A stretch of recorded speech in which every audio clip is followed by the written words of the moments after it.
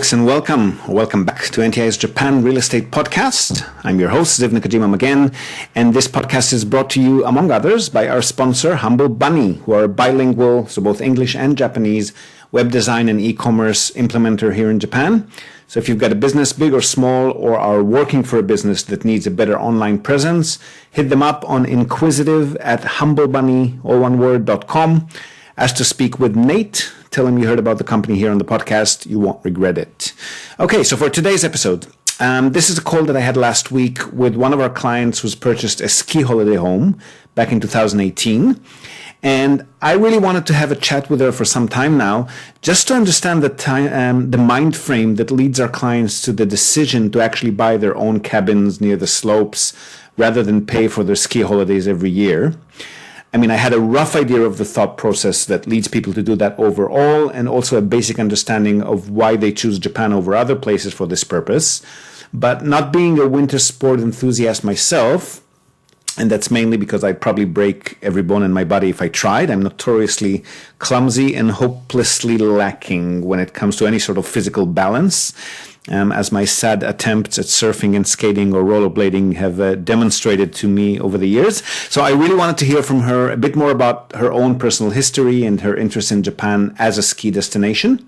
So yeah, really good conversation. And since we've been receiving more and more of these inquiries recently, considering how cheap these properties are now, that there are no tourists coming in, I thought I would probably hold interest for quite a few of you out there as well who are considering similar purchases. So here's our conversation. My side of it is pretty low on the volume. Apologies for that. I've apparently overcompensated on the audio levels for her side of the conversation, but she did most of the talking in any case, so hopefully good enough for consumption purposes. So enjoy, and I shall see you again on the other side. Hi, Vanessa, and thank you heaps for agreeing to be interviewed on the podcast. It is so good to have you here with us today. Hi, Ziv. Yeah, it's really great to be talking with you in person today, instead of lots of emails from our sunny Port Macquarie here. I'm not sure if you're aware that just over a week ago, the Hastings region experienced a 1 in 100 year flood, which was really quite devastating to the area, but we're slowly getting back on our feet. Yeah, I've heard that. Are you guys okay? Everyone that you know? Yeah, personally we're okay, but yeah, lots of families and friends, and yeah, it's going to be a long road to recovery, but it's a really, really supportive community, so everyone's really contributing, and yeah, we'll get there. That's good.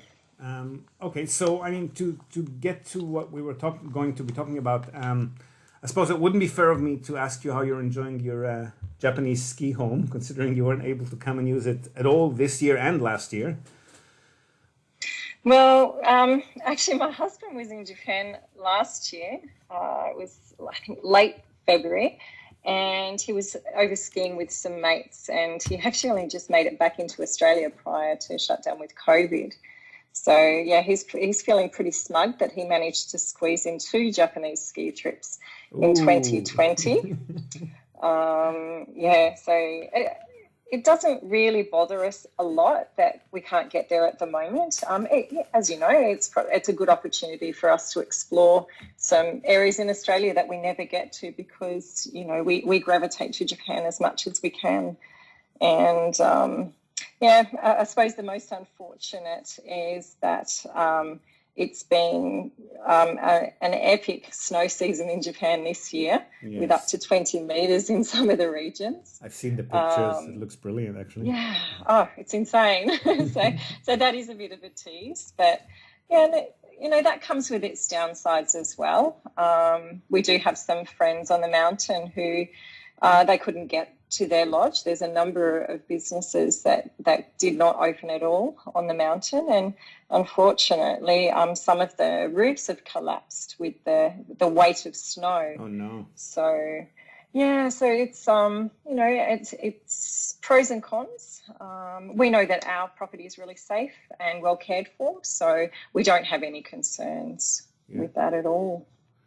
Okay, so I mean, putting aside last year, let's maybe go a few years back. So you've purchased your property through us. That was back in 2018 now, and you know nobody even assumed all of this COVID stuff would happen.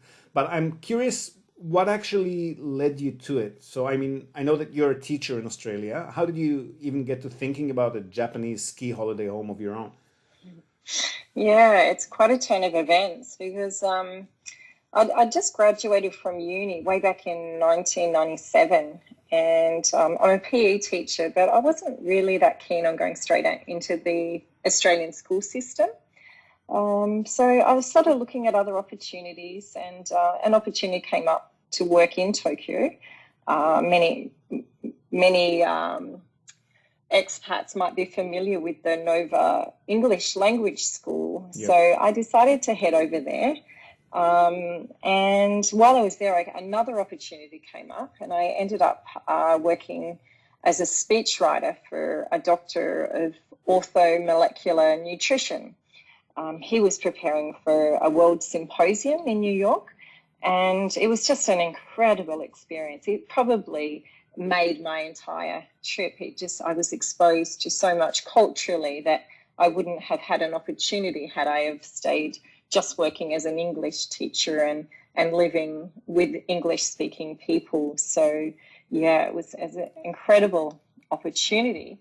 But that sort of came to an end, and I was ready to come back to Australia and look at teaching in Australia. And I ended up, funnily enough, came back and didn't teach PE but taught Japanese in primary schools. So from there, I'm actually from Tasmania originally, and so the thought of paying ridiculous amounts of money to go anywhere cold and to go skiing with also the added risks of knee injuries, it really didn't appeal to me at all. But we had some friends, I think it was probably around 2011, they convinced me to go to New Zealand for a ski holiday. So I gave in. I'd never been there before. So I thought, well, I'll give it one shot. And I can honestly say from the first run down, I was absolutely hooked. So, I love technical sports and I loved learning something new. The cold didn't bother me as long as I had good gear. So that was okay. So, so we'd found a new sport. And then the next year it was actually our wedding anniversary. So I suggested to my husband, who was equally as addicted, that maybe Japan, apparently it's got some good snow, so maybe we should check that out. And so we headed up to to Hokkaido, to the Niseko region. And again, this just fueled both of our addictions again, and we just loved it. And my husband hadn't spent any time in Japan, but he just loved the culture and just all of the culture experiences that came with an active physical ski holiday, and great food. So it was ticking every box. But unfortunately, once we started taking our children across, we realised that, we'd just transitioned from one expensive sport of triathlons to an even more expensive sport. And, that's, once you have to include things like lift tickets and equipment hire and lessons for the kids and food on the mountain. And that's not even getting started with accommodation and meals in general. So that's sort of what got me thinking about how we could do this a bit cheaper. And that started my research process. So that's when I found you, Dev. So I can't even remember when I first came across you, but I know it was quite some time ago.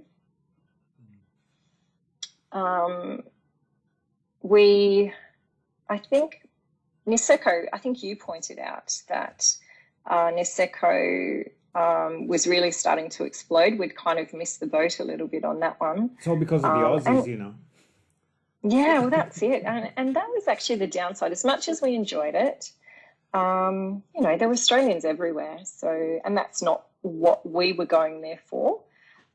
It's very safe for first-time people to Japan, I think, to go to regions like that. It sort of eases them into it. But we wanted something a bit different. So with your help, Ziv, we started looking at different regions. We'd been keen to find something that was a little more authentic. So, but another surprising thing when I actually lived in Japan, it had been during the Nagano Olympics. Were you in Japan at that time, Ziv? No, I was still in Australia then. You're in Australia, and I mean, being a PE teacher, I just loved it, and I remember watching it obsessively. But I didn't make any effort to go and see any of the events because I just wasn't really into being cold. And so, yeah, I'd heard of Hakuba and Miyoko before, and we'd skied once in Shigakogen, but that was about it. And I think it was, you that suggested Madarao. And then, again, we looked a little further and you found us a place over 10 gram, and we've just found that, and we realized that the criteria was very much with younger families. We wanted something that we could walk to the ski lift, that we didn't have to pack up off the mountain and head home, that we just wanted, we were quite specific, and I think you'll agree with what we wanted. And the other part was we just weren't so sure about if how committed we were going, when we knew that we needed to be sure it was the right thing for us, because we wanted to have this as something for a long time. So yeah, we did a lot of research, and you were very, very patient with us as we made our way through that process. Well, I mean, people who buy holiday homes, most of our customers are investors, so they're just looking at Excel sheets and bottom lines and maybe do a bit of research about an area. But people who are buying holiday homes or any kind of home for their own use, they should be picky, right? Like that's the point. That's a place that you're going to be enjoying on your own. Yeah. I had some people question me and said, "Oh, you spent 3 years researching for that?" And it's like, well, yeah, actually. So, and I don't regret that for 1 minute, because, as you know, we moved around a few different areas as well, even in Nagano, where we were looking at. And you recall that there was one place that you definitely actually wouldn't let us invest in. Oh, the embezzlement property, right? Yeah, and because I am so thankful for that, with your due diligence, that you had done your research, and I was very emotionally connected to that, and I was probably really just wanted to get moving, but you allowed us to see the problems and the long problems that we would be experiencing once if we had purchased and gone ahead with that. So yeah, it's just been such a magical fairy tale in the end, because it's exactly what we've wanted. So yeah, the research was worth it. That's great to hear. I'm really happy to hear that. And I mean, the way that you got there, which is, I guess, most of the people who contact us for holiday homes. So you figure out, like you said, that the cost of like an annual or a biannual holiday is going to be way more expensive than actually owning and maintaining a holiday home of your own, especially if you're not too fancy with your requirements on the home. But I'm curious, was there like something of a break-even point for you? Like, for example, if you're just a couple, you only come here for 2 weeks every year, it's still worth it with the hotels. But like you said, when you're bringing the family over, you're coming for a month every year, then it makes sense. What was that tipping point that convinced you that price-wise it was better to have the place? Or was it not just price? Yes, but it wasn't just price, because I am very emotionally connected to Japan, and I love having my little piece of Japan, that little sense that we belong. It gives us a connection, and we've met so many friends over there, and our children are meeting people as well. But as far as financially, I think if we were going for a 1 week holiday, yes, maybe you'd be breaking even then with a family of 4. But for us, it just wasn't enough. We definitely wanted to be on the mountain every day for up to a month, if not more. Like, we would love to be able to spend as much time as we can.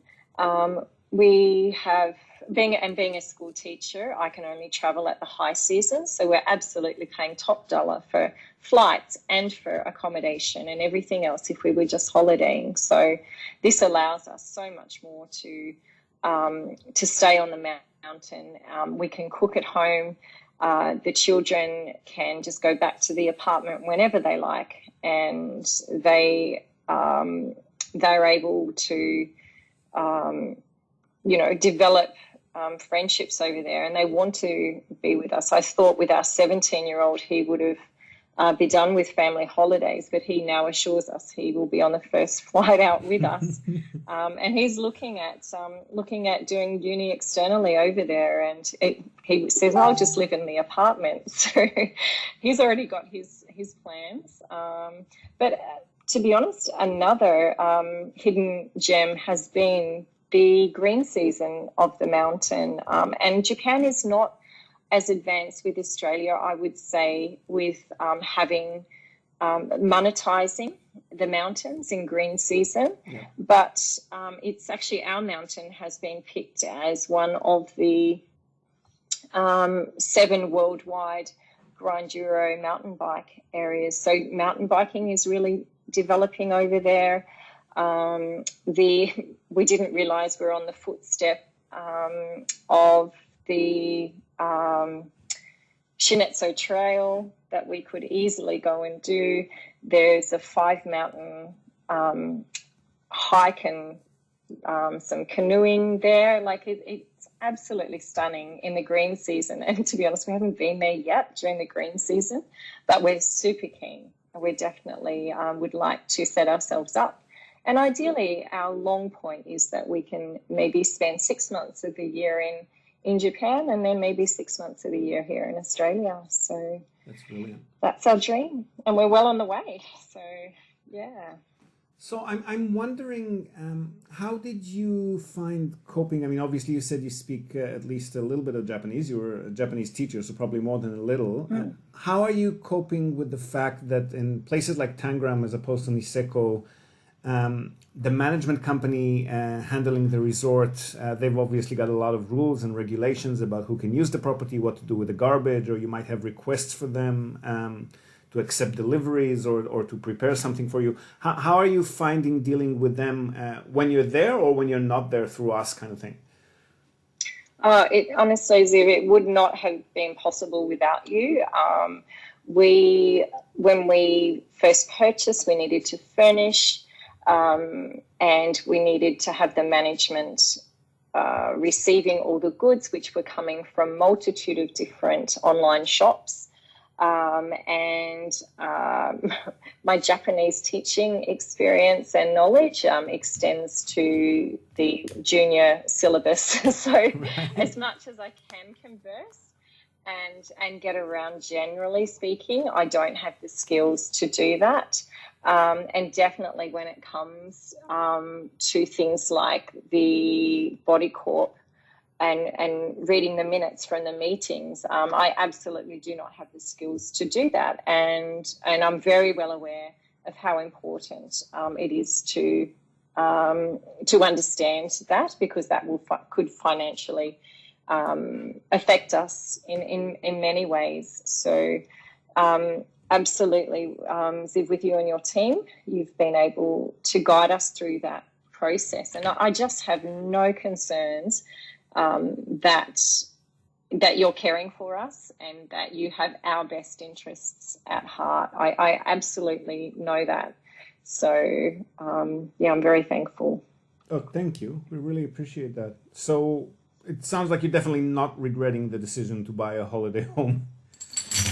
No, we're definitely not regretting it. And in fact, as you know, Ziv, we've looked at other options as an investment as well, at different times and different locations. And that's certainly on the cards.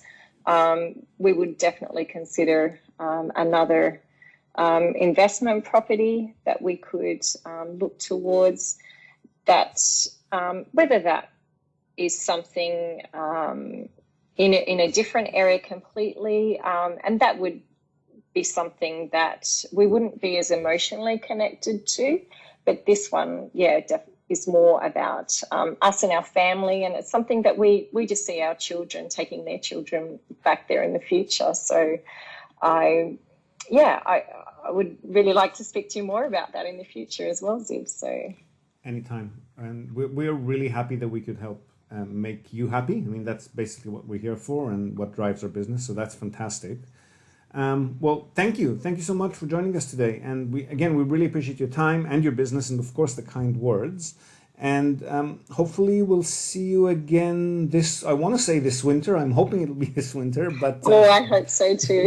So I'm not so sure, but it won't be long, and I'm certain that we'll be there as soon as we can, and we'll make the most of it for sure. And now that I know that you're not strictly only a winter ski person, you should definitely check out Fukuoka, where we are. This is like the beach paradise of Japan, at least from my perspective. Well, that's where I need to be. So, no, maybe we don't need to come back to Australia for summer. So we just hang out there. So. That's great. Awesome. Well, thank you so much for your time today, Vanessa. It was a pleasure speaking with you. And again, I hope to see you soon. Yeah. And Ziv, I'd just like to say to any of your listeners, if anyone is having any hesitations, I can't recommend your services more highly. So thanks again. Thank you so much. Great speaking with you, Vanessa. Okay. Thanks, Ziv. Bye now. Bye-bye. All right, so there you have it. Our chat with the lovely Vanessa from Australia, a happy owner of a ski chalet in the mountains in Nagano. And if you're a winter sports enthusiast or a Japan enthusiast and you are interested in purchasing a similar property for your own personal use, whether it's for skiing or other holiday purposes, don't be shy to hit us up in the comment section or just via info@nippontradings.com. That's NIPPON Tradings with an S, all one word, info@nippontradings.com. We're always happy to talk shop, free of any charge or commitment. Don't be shy, contact us. And if your interest in Japan runs a bit deeper than a holiday setting, so if you're considering moving here, setting up a company or a branch office or a sales office here in Japan and so forth, our sponsor Hiroshi Shimizu, immigration lawyer and administrative scrivener extraordinaire, is here for you. Check out his new website, japanimmigrationexperts.com, all one word, and ask him any questions you may have, whether it's regarding a business visa, an investment plan that you might have, or a business plan that's somehow related to Japan. And if you've got a product or service or project that you'd like more English speakers in Japan or English speakers who are interested in Japan to know about, drop us a line and we'll share our sponsorship programs with you. They're very affordable, just $20 or $30 monthly in most cases, and they'll give you immediate exposure to thousands of listeners monthly. All right, so that's it from us for today, folks. Hope you've enjoyed this episode of the Japan Real Estate Podcast. We hope to have you with us again next time, and we would really, really appreciate it if you could share this episode and the podcast with your own networks, or even better, if you could leave us a rating or review on the iTunes Store. Share the love, let us and other people know what you think. So have a great day or night ahead, and until next time, yoroshiku.